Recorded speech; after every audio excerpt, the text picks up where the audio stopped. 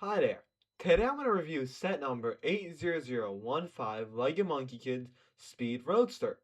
This set retailed for $70 USD with 659 pieces and 5 minifigures, with 2 of them being the only time we get Jin and Yin in our main outfits. And they alone go for like 70 bucks nowadays, which is absolutely insane.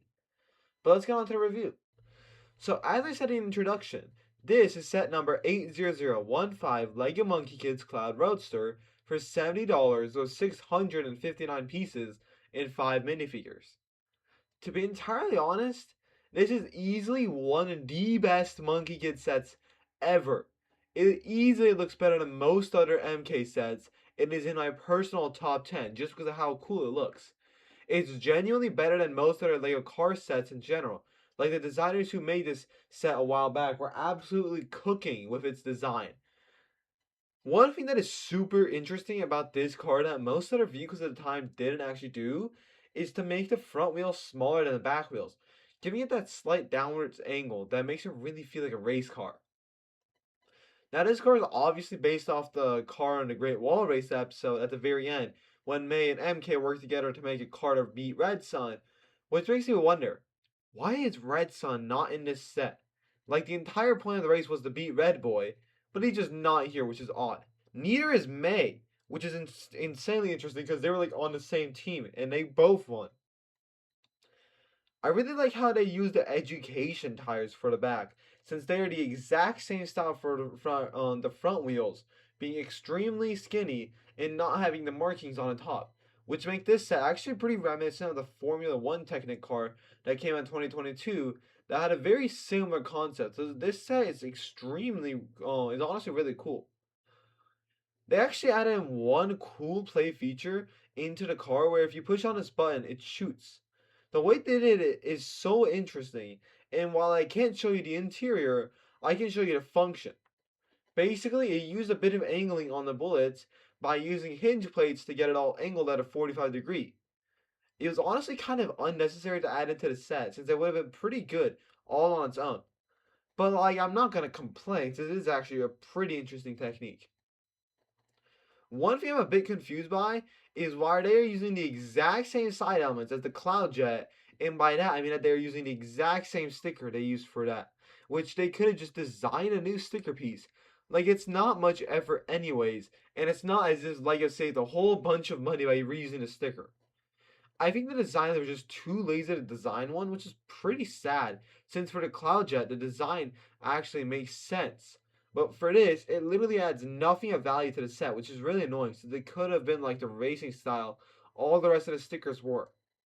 One thing they did have on the side of the wheels is that I really haven't seen any other set ever, is that they have stickers on the side, which you can basically put in any formation you would like, which is cool. They actually printed the front wheels too, which is honestly a bit surprising, since I wouldn't guess they would have done that. But they did though. I would have much preferred to get a printed element somewhere else instead, such as the Monkey Kid logo, but it's still fine on its own anyways. Like, I'm not going to decline a printed piece. The back is also really cool because it has a whole bunch of light bluish gray, gunmetal gray, and pearl gray, which really adds a lot of visual complexity to the actual model, which is really interesting. Overall, this car is super cool and is easily one of the best sets in the entire Monkey Kid lineup. But let's go into the minifigures.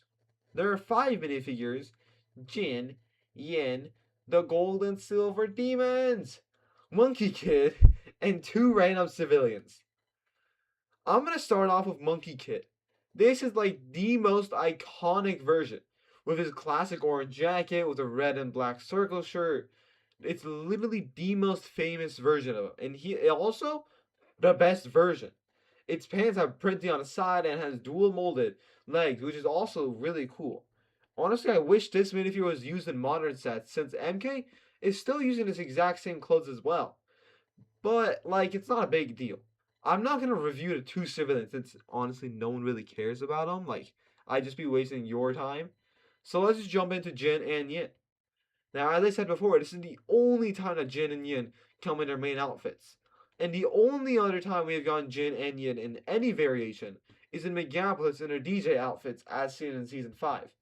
They have regular unprinted black pants, but that's because the main emphasis is on their torso and head. So I don't actually mind their pants being all basic.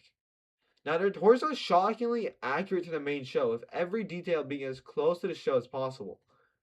It really shows how the designer put in a lot of time and effort into making them both as high quality as possible, which really makes it more sad that they were exclusive to the set. They don't have arm protecting, not that it needed it, and the amount of detail in these minifigures is so impressive. They're easily one of the highlights of the set.